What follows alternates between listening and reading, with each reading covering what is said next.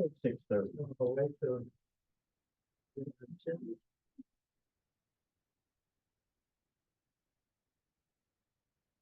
I'd like to welcome everybody to the Munster Town Council regular meeting, Monday, April 7th at 6:30. Wendy, could you please call? Counselor Hopper, Here. Counselor Gardner, Present. Counselor Nellens. Here. Counselor Peterson, Here. Counselor Schinkin. Here, and if everybody could just rise, please, for a moment of silence for your loved ones, and then we'll follow that by the Pledge of Allegiance.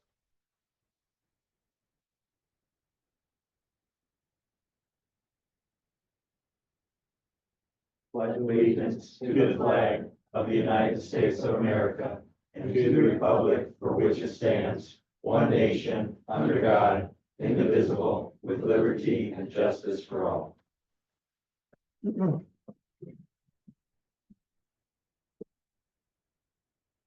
First order of business, we have a proclamation for Arbor Day, and our clerk treasurer, Wendy, could you please read it? Very good. A proclamation recognizing Arbor Day.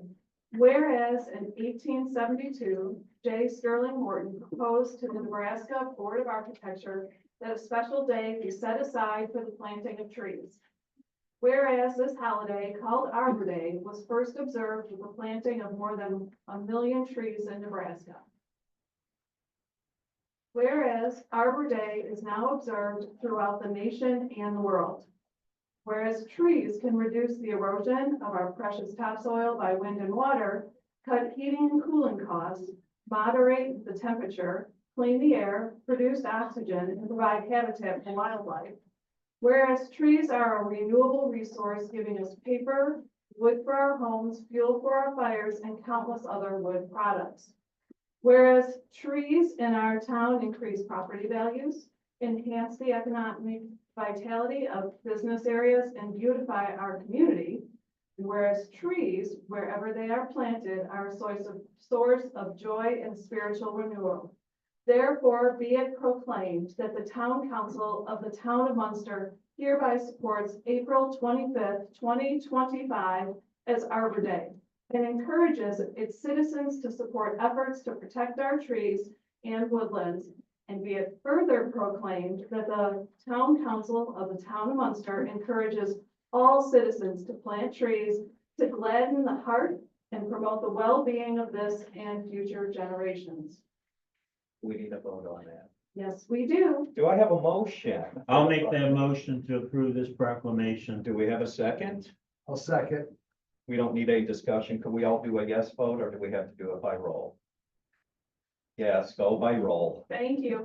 Counselor Hopper. Yes. Counselor Gardner. Yes. Counselor Nellens. Yes. Counselor Peterson. Yes. And Counselor Schinkin. Yes, motion Thank you. passed. Thank you for reading. Next is public comments. All public comment is limited to 2 minutes with a total of 20 minutes allotted for public comment section. All speakers must sign the public speaker sign form prior to speak related to public policy issues. At their discretion, council may allow public comment to extend past 20 minutes, but not required to do so. All rules for public comment are posted outside the main meeting room. With that, I'm going to start public comments. We have.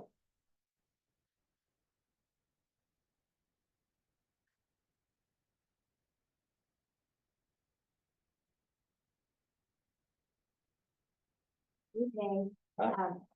This is fun. It is, but you really have to get close to it. Wendy it. Yeah, Okay. exactly. All right. Amy Cinder, 10316 Megan Way. I am here representing several residents of Community Estates. Some of them are standing, some are on Zoom, and some are unable to attend tonight. We have been following the ongoing discussions regarding the privacy, safety, and noise pollution concerns related to the train. And I wanted to take this opportunity to bring those concerns directly to your attention. As you consider potential solutions and make decisions about barriers between the train and our neighborhoods, we kindly ask that you keep Community Estates in mind.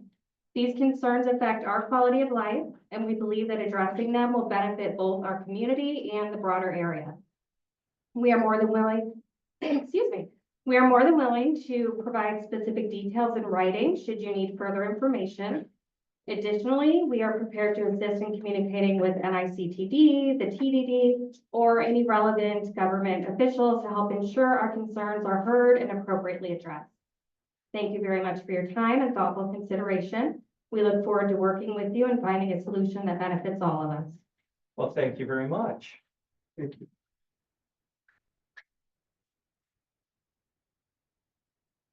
Is there anybody else for public comment? Going once, going twice. Public comment section is closed. Consent agenda. Could I please have a motion to pass the consent? I'll make a agenda? motion to approve the consent agenda. We have a motion. Do we have a second? I'll second that motion. We have a second and discussion.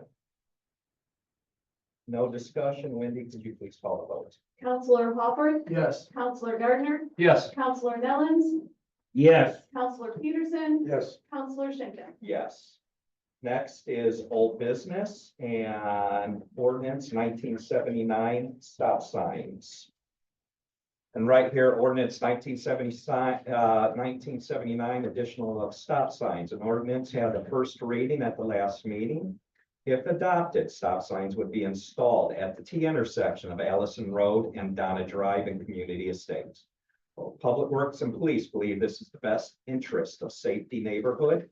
If adopted, there will be a legal ad so the signs can be enforced. Mr. President, I make a motion that we adopt ordinance 1979 on second reading as presented. We have a motion. Do we have a second? second. Any discussion? Wendy, please call it over. Counselor Hopper, Yes. Counselor Gardner, Yes. Counselor Nellens, yes, Counselor Peterson, Yes. Counselor Schinkin. Yes. We're gonna start new business. First one's ordinance 1980, additional appropriations.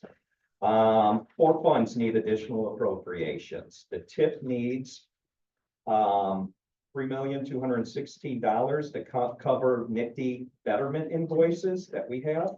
Technology needs $175,000 for servers, switches, and desktop upgrades. Sewer needs $480,000 to cover stormwater line replacement. That's part of the CCFG 2024-4 project. Motor vehicle highway restricted needs $600,000 to allow for additional road repairs and resurfacing. Council's asked to have first reading and schedule the public hearing for the next regular meeting on April 22nd. I need a motion.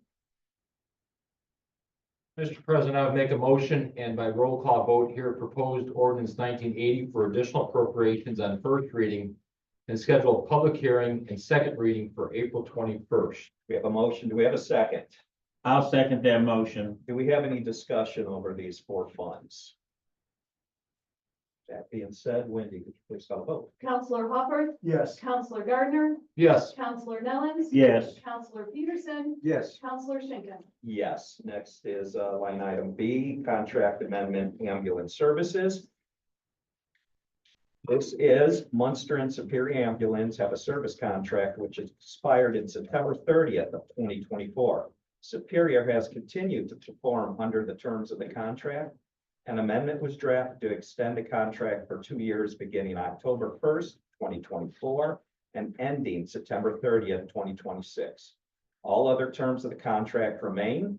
Board of Safety has recommended its approval. I need a motion to approve the ambulance contract.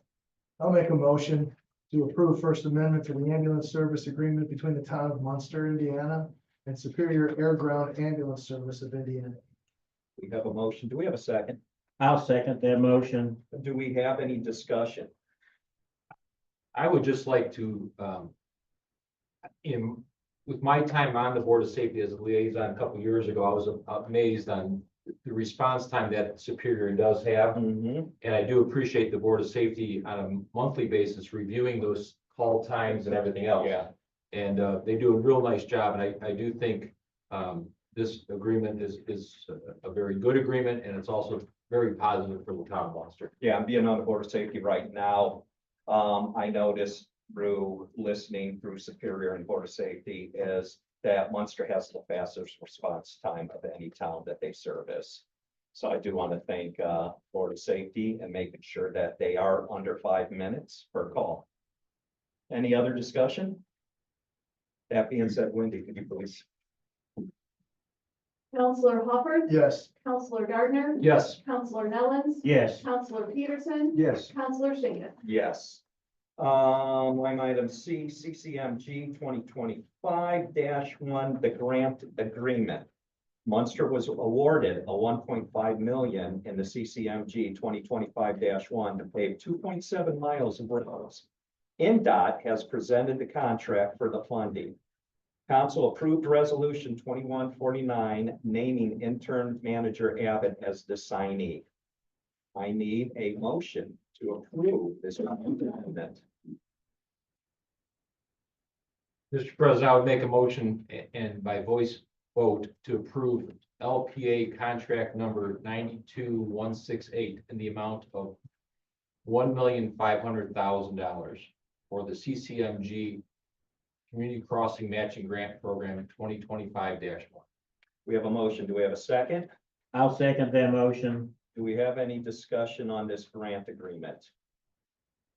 That being said, Wendy, could you please call the vote? Counselor Hopper. Yes. Counselor Gardner. Yes. Counselor Nellens. Yes. Counselor Peterson. Yes. Counselor Schinkin. Yes. Next up is the equipment purchase for the police. Our Chief Steve Shekel, could you please present that? Or This is for the final equipment of. could you please come up to the microphone? We're sorry. You're gonna be missed. Usually people can hear me from wherever I am.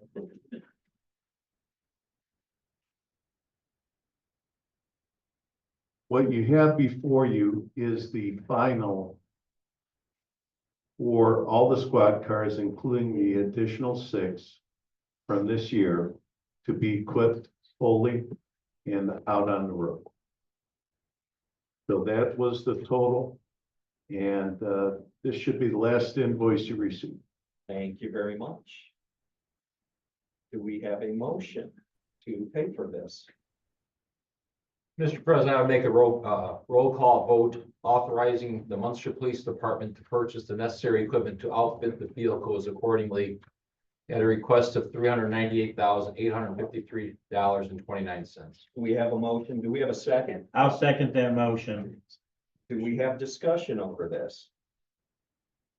That being said, Wendy, can you please call the roll? Counselor Hopper. Yes. Counselor Gardner. Yes. Counselor Nellens. Yes. Counselor Peterson. Yes. Counselor Schinkin. Yes. Next up is traffic signal repair. On August 1st, 2024, there was an accident at Fisher Street and Calumet Avenue. There was electrical box and also the light was destroyed. The cost of this is $85,650 to Midwestern Electric for them to make the repairs. You did the math. We have a motion. Do we have a, no, I'd like a motion. I'd like to make a motion to approve the payment of $85,650 to Midwestern Electric for traffic signal damage at the intersection of Calumet Avenue and Fisher Street. We have a motion. We have a second. I'll second that motion. Discussion. I think it's important to note that after we pay this, once this work is done, The insurance will recoup that. thank you, Bob. And it was brought to my attention by a concerned resident that we did have the wrong number off by $10, but you read it off right. In the original memo, it was 85,660, correct? Changed it. Yeah, thank you very much. Any other discussion? That being said, just making sure. I am making sure. Okay, That way. you're right. Chair.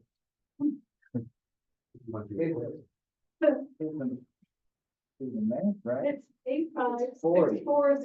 640. 640, right? I have 650. Yeah. But if you add 5,000.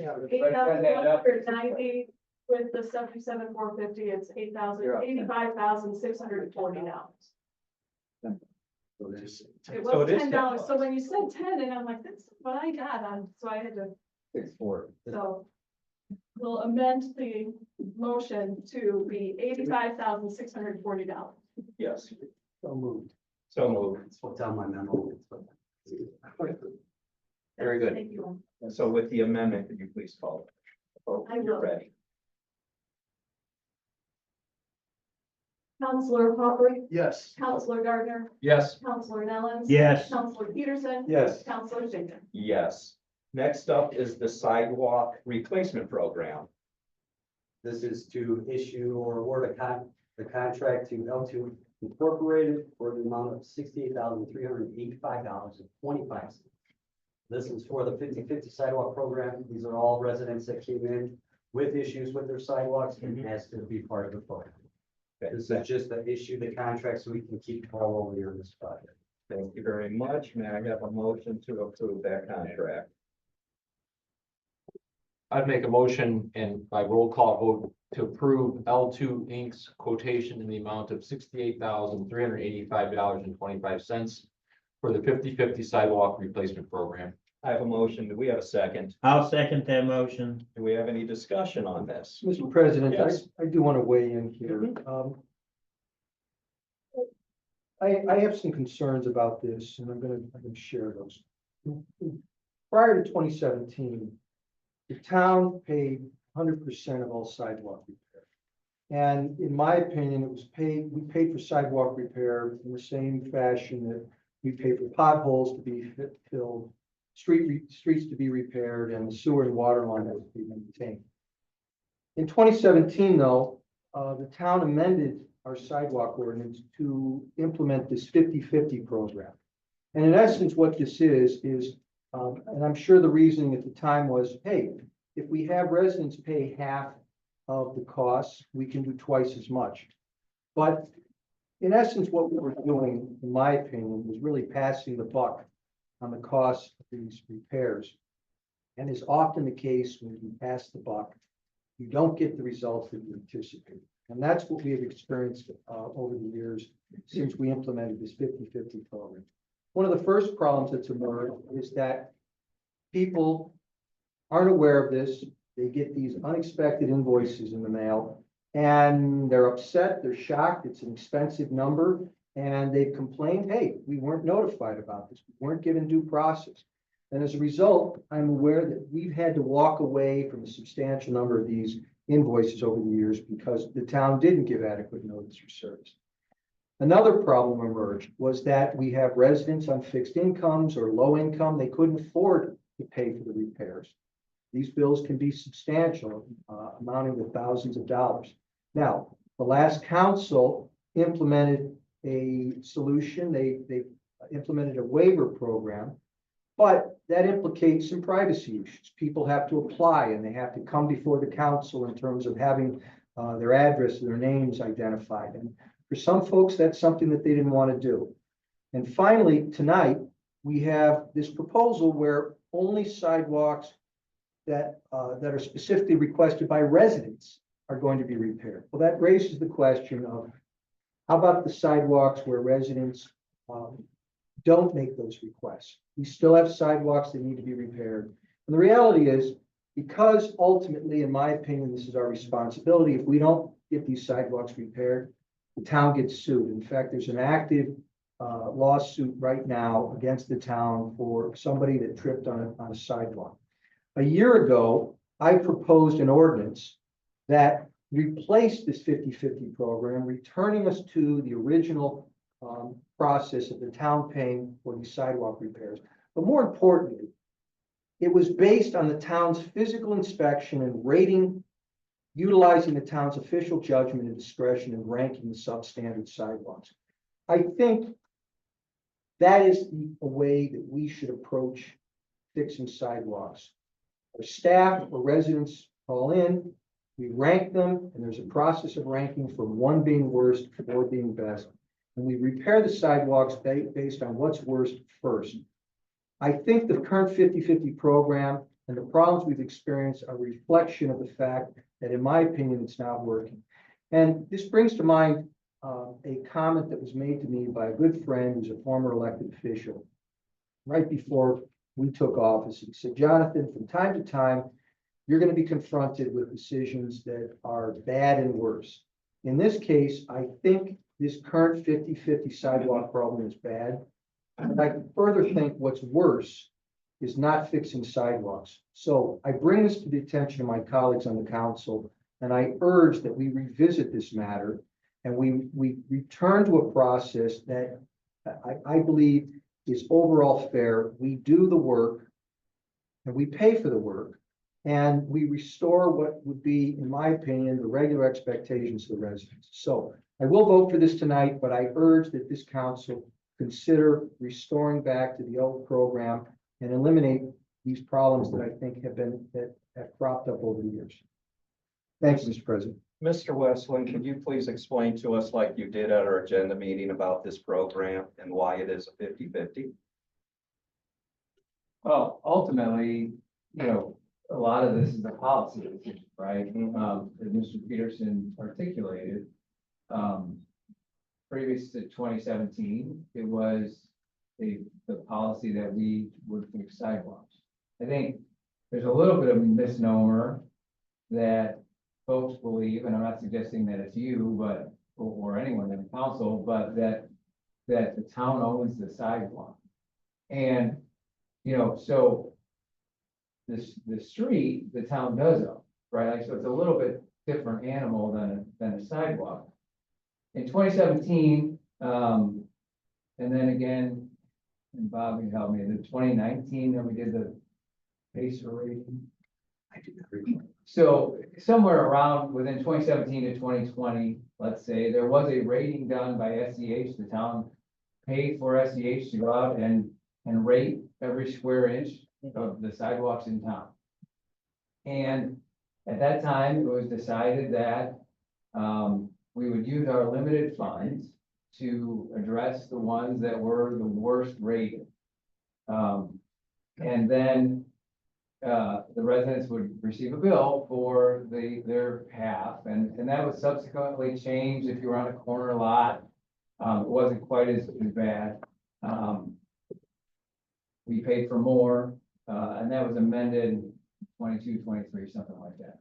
So that's kind of the evolution in terms of how we notified residents. I would agree that you know, there needed to be a process followed and a formal procedure put into place, because residents shouldn't be surprised by a bill.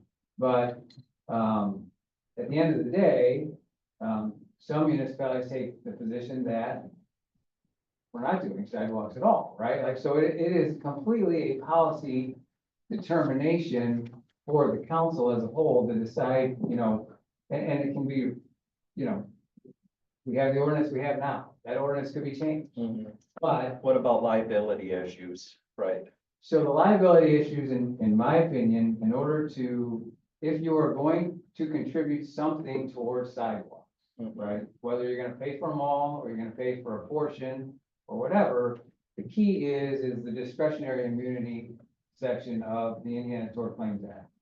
And under that, it says, listen, we've got this much money for sidewalks annually. And we are going to help either in full or in part to repair the ones that are the worst. And so the key to that is that you establish how much you have for sidewalks, what's in the discretionary fund, and that you have some mechanism to evaluate the sidewalks in town. Those are the two big points to having that immunity. Now, as we've seen, we still have this program that doesn't stop a lawsuit entirely. And in fact, there are two lawsuits right now. One involves, without getting into the details, one involves a sidewalk that it was uneven. And the other one involves immediately following the repair. So what transpired, like within days after the repair was completed by our contract. Mr. Beloy is aware of both, and he has made efforts with me to address that second situation, so that doesn't happen again. But, yeah, you know, you're facing two separate lawsuits now, and I will tell you, regardless of what policy you guys ultimately adopt, there will be lawsuits about it because people will always challenge the discretionary immunity, the qualified immunity that you have to prove that you fall within.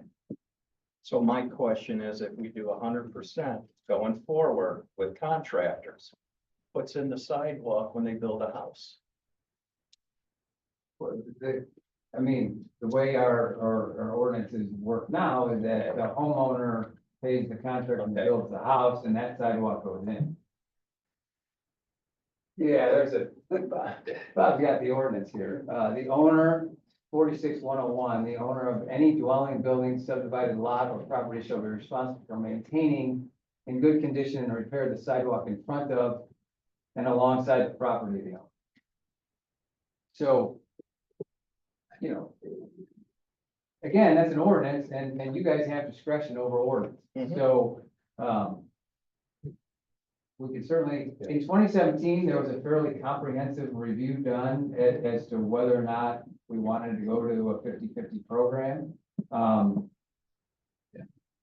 And at that time, the council decided it did. Prior to that, Mr. Nellens has told me, you know, that when he was on the council before, they decided that they didn't want to. So Then, we can make it legal either way, right? But there are policy concerns. Just and- not and what you need to- Chicago did. Right, and you need to discuss those and vet those out and tell me how you want it done. Mr. President, I think tonight we have agreement that we need to move forward with this. I do think some of the comments that were mentioned by Councilor Peterson, I think it is wise that we look into this. If we actually had, you know, people walking away from invoices and substantial questions, I think I'd like to see how those are done. And again, our public works director has been on the job now for 6 months. It'll give him a time. I think we move forward with this memo, this ordinance, and this project in front of us. But again, it is something I think we can certainly look at.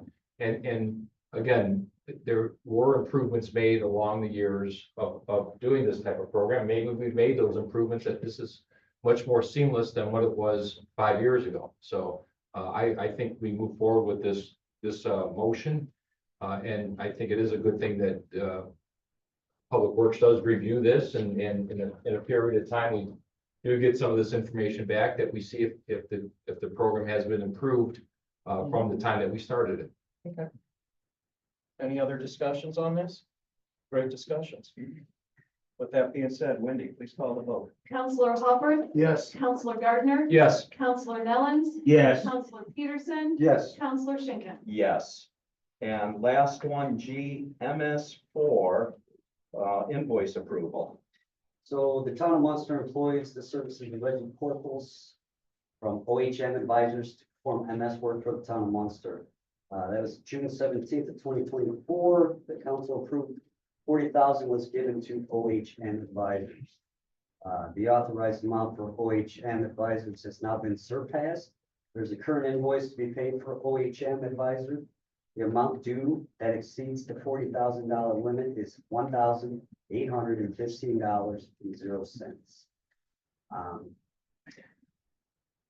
We will not be renewing, oh, I take that back. We will be renewing a contract and it will not be as large as the previous year. Okay, thanks, Bob. Could I have a motion to approve the invoice approval? I'll make a motion to approve the $1,815 to OHM Advisors for Reggie Corthal's work for the town of Munster MS4 services. We have a motion. Do we have a second? I'll second that motion. Do we have any discussion on this? That being said, Wendy, could you please call the vote? Counselor Hopper, Yes. Counselor Gardner, Yes. Counselor Nellens. Yes. Counselor Peterson, Yes. Counselor Schinkin. Yes. Do we have any reports? Nothing to report from my end. How about portfolio reports? I have a couple things to mention. The park board is having a work study tomorrow afternoon to discuss future planning planning with the new clubhouse being built. The old clubhouse will be coming down. They're gonna have a planning meeting tomorrow afternoon at 5 p.m. Work study. Munster Civic Foundation is meeting next Monday night. Couple of the projects the Civic Foundation is involved with is the 4th of July. We just had a planning meeting for that. We are anticipating a much more advertised and hopefully involved 4th of July parade this year. And finally, Earth Day celebration. A number of different groups in town are getting together. Saturday, April 26th will be a number of different activities at Heritage Park. All the way from a reed wrangle to picking up garlic mustard to planting trees. So if you want to do any of those 3 things or 4 things, feel free to stop by Heritage Park Saturday, April 26th. Any other announcements? With that being said, April 21st is our next regular town council meeting and redevelopment meeting. And then on April 26th, we have a community workshop here at the town hall from 6 to 8, 22nd, sorry. Over here from 6 to 8. With that being said, do I have a motion for adjournment? I'll make that motion. Second, Go ahead, Joe. I'll second that motion. all in favor? Aye. Close this meeting and then let's start the reading. This will only take a couple minutes. Thanks, Bob. School board member here coming up here, huh? Yes, John couldn't make it tonight, so I'm here. So you're new, a new. I did on the train. Yeah. Oh, he's on the train. Yeah,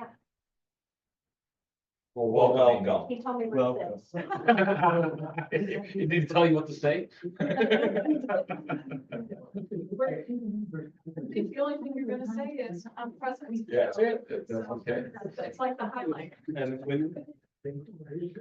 with that being said, I want to start the redevelopment commission regular meeting on Monday, April 7th.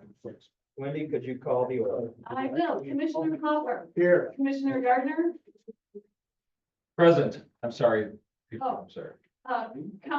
Commissioner Nellens, Present. Commissioner Peterson, Present. Commissioner Schinkin, Here. and our replacement school board liaison member, Amy Sender. Here, Welcome. Nice to see you. Welcome. We're gonna start off with public comment, and this is for redevelopment commission meeting only. All public comment is limited to 2 minutes with a total of 20 minutes allotted for the public comment section. All speakers must sign the public speaker sign-in form prior to speaking. Please keep all comments civil, constructive, and related to public policy issues. At their discretion, council may allow public comment to extend past 20 minutes, but not required to do so. All rules for public comment are posted outside the main meeting room. And with that, do we have anybody coming up for public comment? Redevelopment Commission? Going once, going twice. Public comments closed. Consent agenda. I need a motion to approve the consent agenda.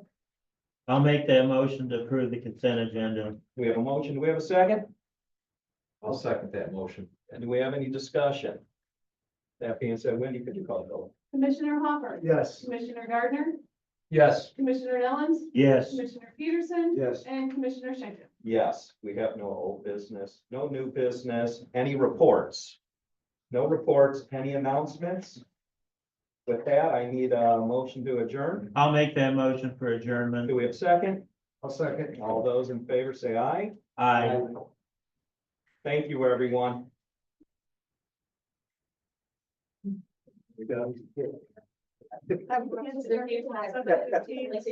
I'll start over.